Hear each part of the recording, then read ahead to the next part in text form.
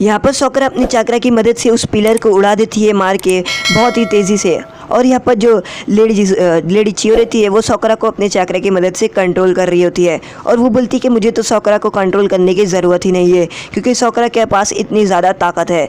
तभी यहाँ पर सासुरी अपने जुत्सु की मदद से एक पिलर को, ट्रायंगल पिलर को कंट्रोल करता है और यहाँ पर वो उस पिलर की मदद से एक बवंडर जैसा बना देता है और वो ड्रिल मशीन बनाते हुए जो सोकरा है उसके पास में लेकर आता है। और सोकरा ये देखती है कि वो जो पिलर है वो उसकी तरफ बहुत तेज़ी से आता है। सोकरा भागते हुए जाती है और यहाँ पर वो जो पिलर है वो ड्रिल मशीन की तरह ज़मीन खोदते हुए सोकरा की तरफ आता है, पर सोकरा उस पिलर को पंच मार देती है और पंच जैसे ही मारती है वो जो आयरन सैंड का पिलर रहता है वो दीवार से जाकर टकरा जाता है और गुफा की दीवार गिरना शुरू हो जाती है। यहाँ पर सोकरा बहुत ही ज़्यादा खुश रहती है कि वो कुछ कर पा रही है और यहाँ पर सासुरी इसकी ताकत देखकर चौंक जाता है। वो बोलते हैं कि आखिर इसके पास इतनी ताकत कैसी है कि वो उसकी आयरन पिलर इतनी ताकत से उड़ा रही है। यहाँ पर सोकरा की अटैक की मदद से गुफा थोड़ी थोड़ी करके गिरना शुरू हो जाती है और यहाँ पर बहुत सारा धुआं निकल रहा होता है।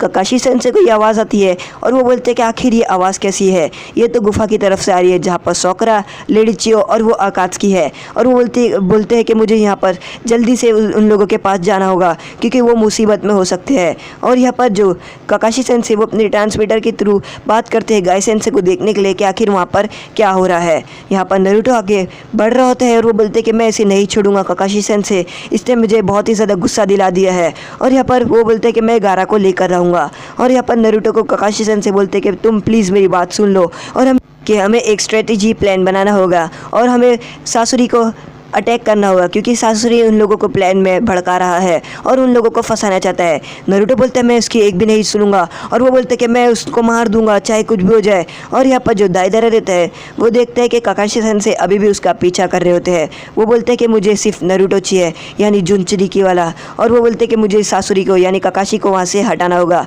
यहाँ पर नारुतो बहुत तेज़ी से आगे बढ़ रहा होता है और वो दाइदारा का पीछा कर रहा होता है। यहाँ पर जो ककाशी सन से है वो बोलते हैं कि लगता है ये नारुतो मेरी नहीं सुनेगा और वो बोलते हैं कि मुझे कुछ ना कुछ करना ही होगा।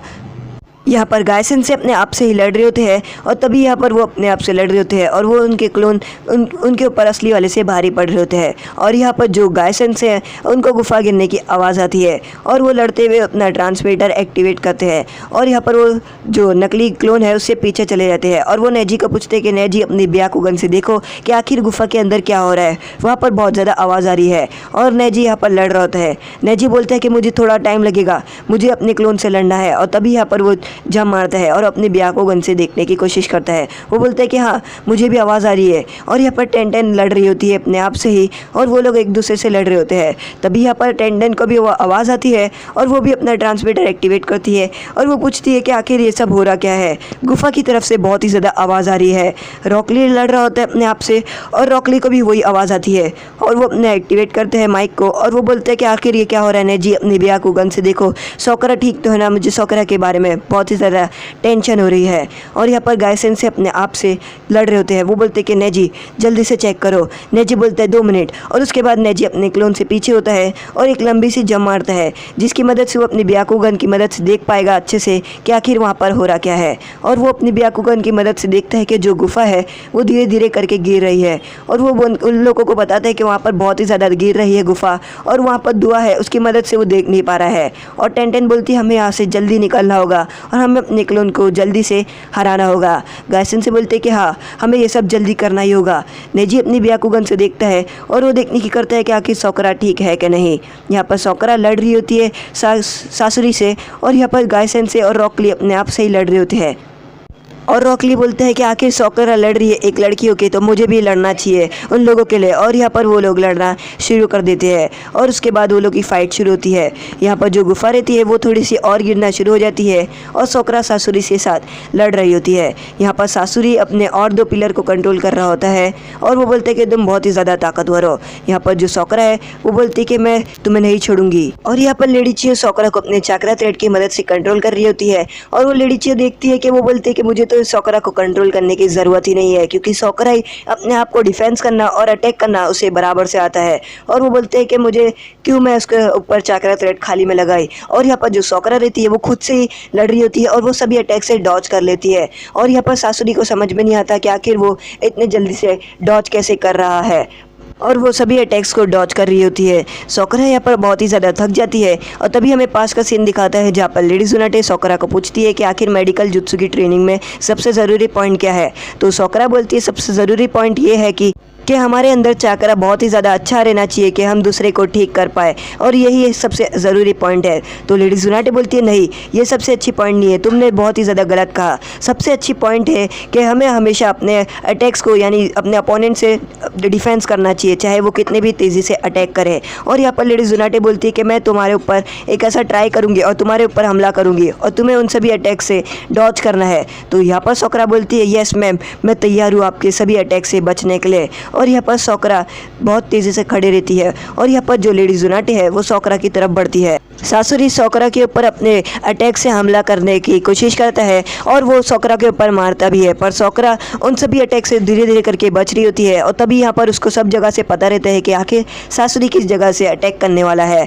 और यहाँ पर वो जो पिलर रहता है, आयरन पिलर के ऊपर सोकरा पंच मार देती है, जो पिलर उड़ते हुए सासुरी के पास जाता है। और सासुरी बोलते हैं कि ये क्या, ये तो हमारे सब अटैक्स को डिफेंस करके अटैक कर रही है। और तभी यहाँ पे से उसे पास का सीन याद आता है जहाँ पर लेडी जुनाटे बोलती है कि तुम तैयार हो, मैं तुम्हारे ऊपर अटैक करूंगी और तुम्हें मेरे सभी अटैक से बचना है, और मैं तुम्हारे ऊपर सही में सीरियसली अटैक करूंगी। तुम ये मत समझना कि मैं तुम्हारे ऊपर कमज़ोर जाऊंगी, क्योंकि मैं तुम्हें ट्रेनिंग दे रही हूँ। और यहाँ पर सोकरा बोलती है यस माय लेडी, मैं रेडी हूँ। और तभी यहाँ पर लेडी जुनाटे अचानक से ही सोकरा के ऊपर आती है और वो सोकरा के ऊपर किक मारने वाली रहती है। और सोकरा किक से बच तो जाती है, पर ज़मीन इतनी क्रैक हो जाती है कि सोकरा उड़ते हुए जाती है और पेड़ से टकरा जाती है। और सोकरा अपनी आंखें बंद करके रखती है, उसे कुछ दिखाई नहीं दे रहा होता है, और लेडी जुनाटे उसके पेट पे पंच मार देती है।